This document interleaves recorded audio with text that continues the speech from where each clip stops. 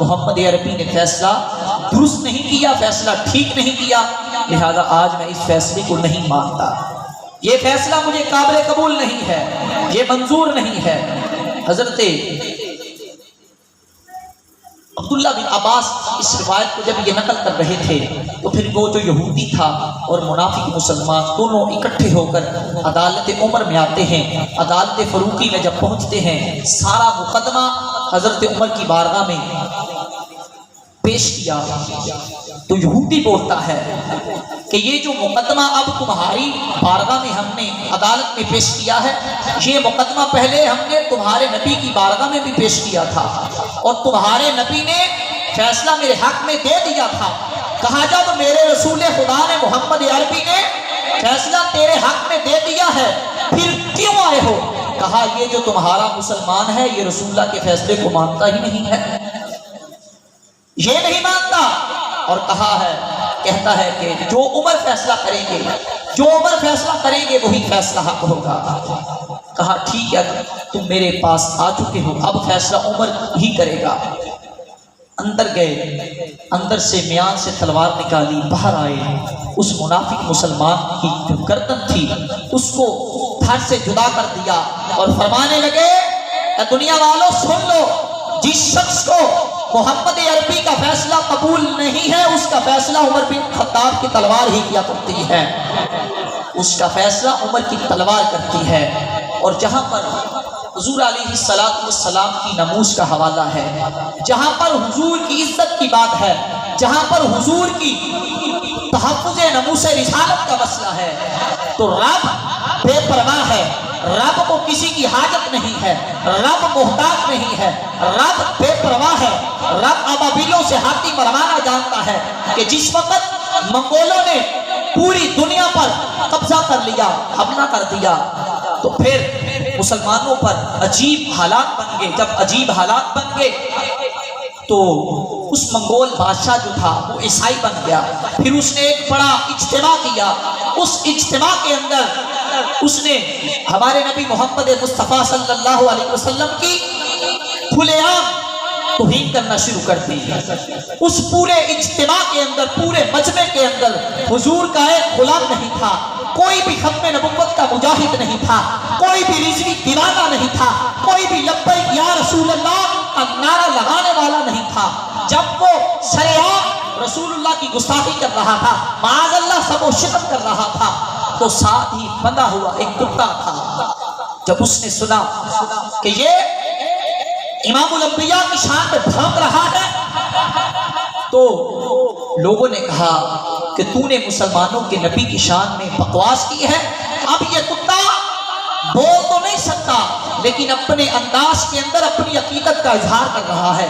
تھوڑی دیر کے بعد پھر اس نے بھونکنا شروع کر دیا، جب اس نے بکواس پھر شروع کر دی حضور کی شان میں، پھر اس نے شیروں کی طرح بھاگتا ہوا اس رسے کو توڑا، جب رسے کو توڑا بھاگتا ہوا شیر کی طرح بھاگتا ہوا اس منگول بادشاہ کی گردن کو اپنے دانتوں میں پھنسایا، اس وقت چھوڑا جب اس کو واصل جہنم کر دیا۔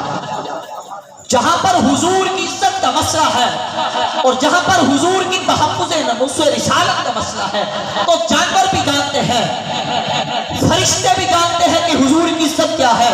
رب رب ہے، رب تو بڑا غیرت مند ہے، رب بڑا غیور ہے، وہ تو جانوروں سے بھی حضور کی عزت کروانا جانتا ہے۔ من سب نبیًا من سب نبیًا گستاخ رسول کی ایک سزا، گستاخ رسول کی ایک سزا، سرکن سے جدا، سرکن سے جدا۔ اور حضور علیہ السلام کی ختم نبوت کے بارے میں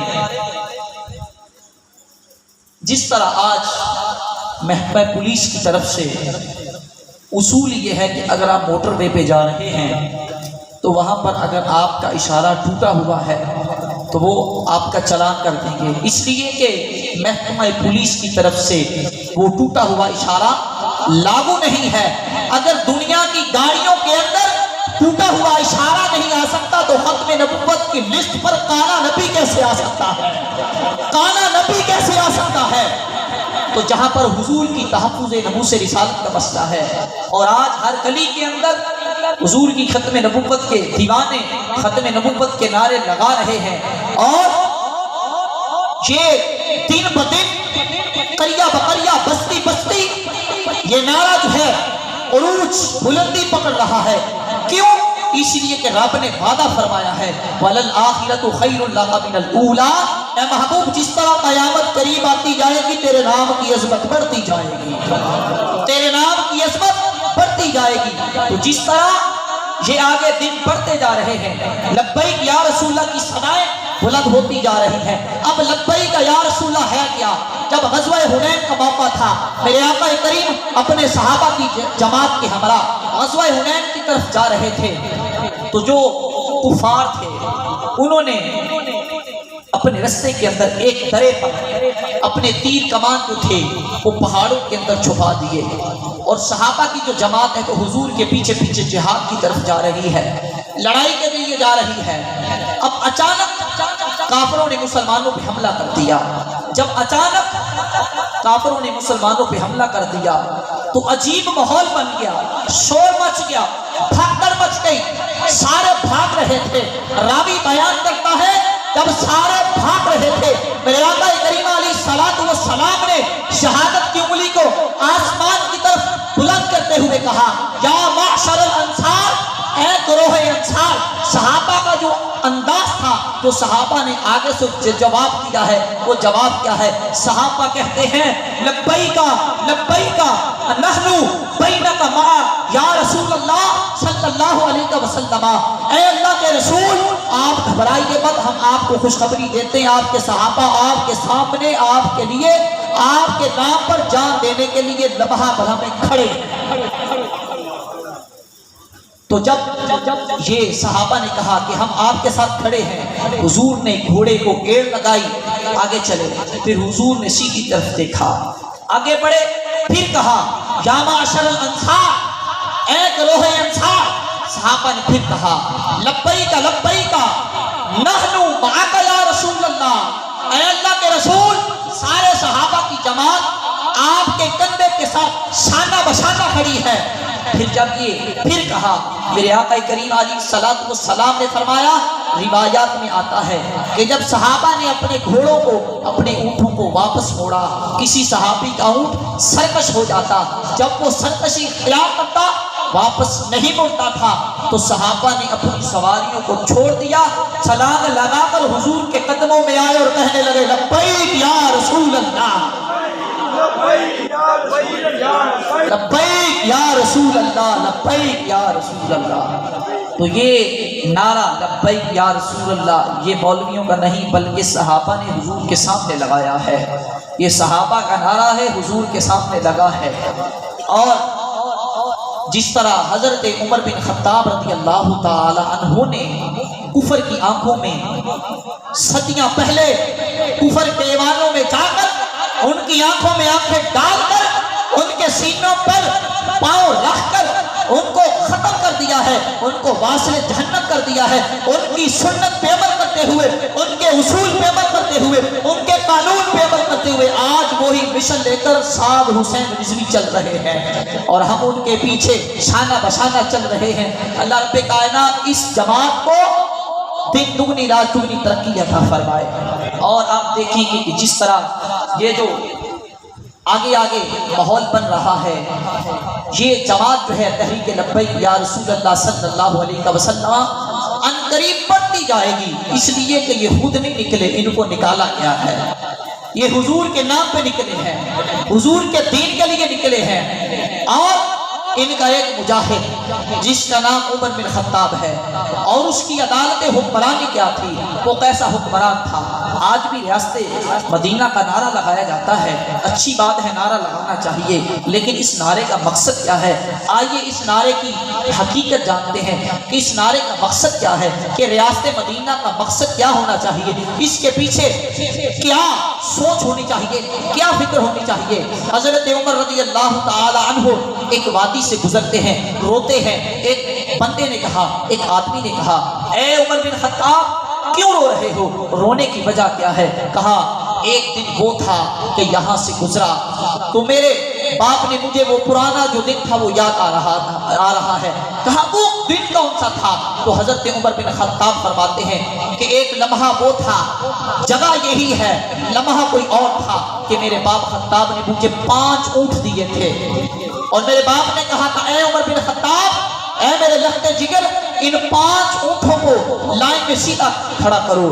پہلے میں آگے والے اونٹ کو سیدھا کرتا، پھر پیچھے والا ٹیڑھا ہو جاتا، پھر بعد میں پیچھے والے کو جب سیدھا کرتا آگے والا ٹیڑھا ہو جاتا. یہ مرحلہ جاری و ساری رہتا.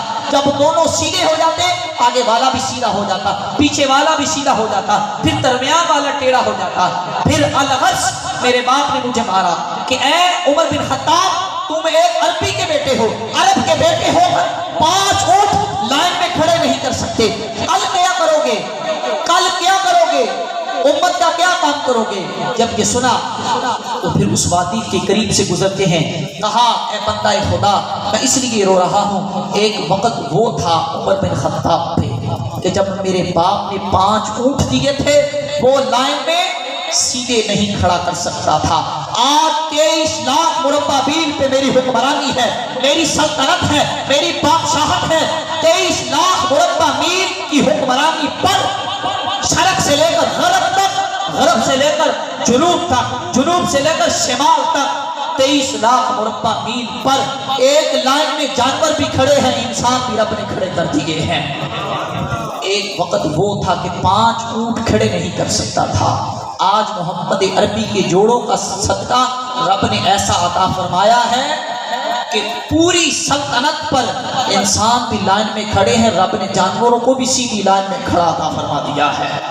یہ ہمارے حکمران تھے جنہوں نے ریاست مدینہ کا نعرہ لگایا، طرز ڈالی.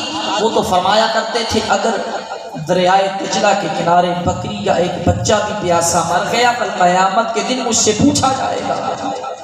ایسا حکمران کہ بکری کے بچے کی پیاس کو بھی برداشت کر رہے، سوچ رہے ہیں کہ بکری کا جو بچہ ہے اس کی فکر ہے کہ وہ بلک بلک کے کیوں رو رہا ہے.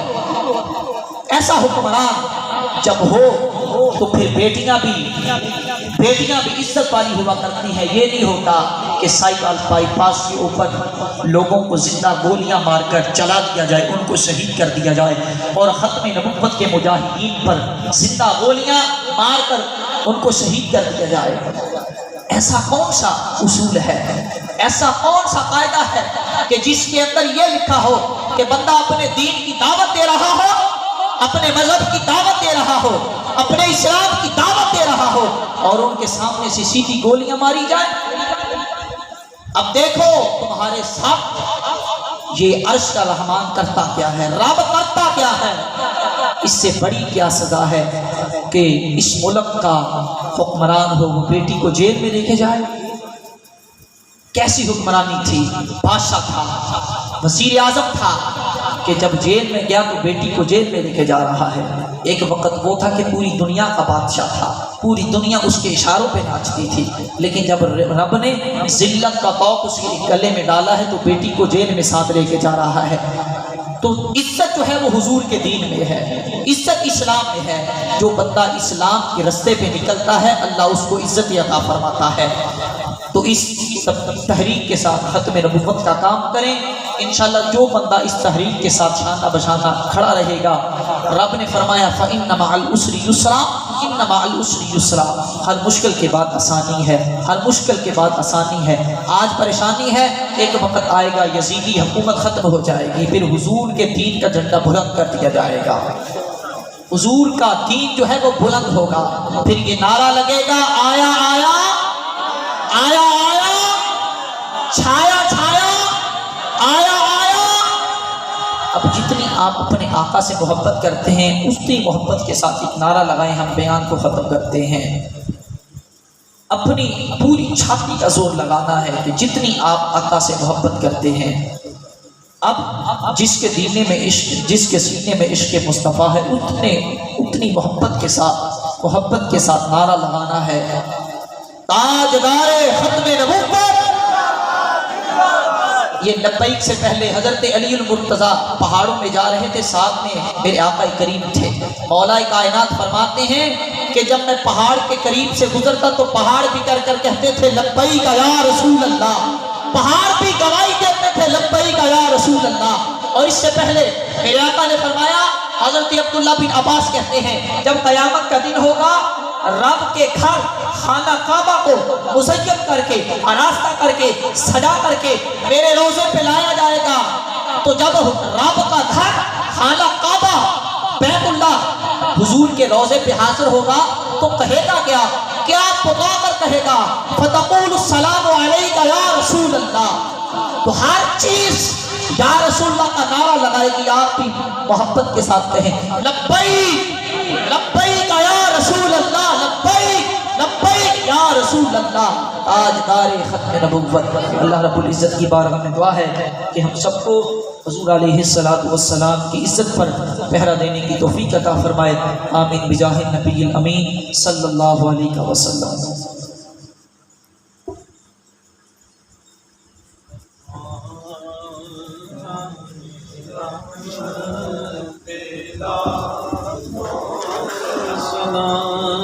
شمع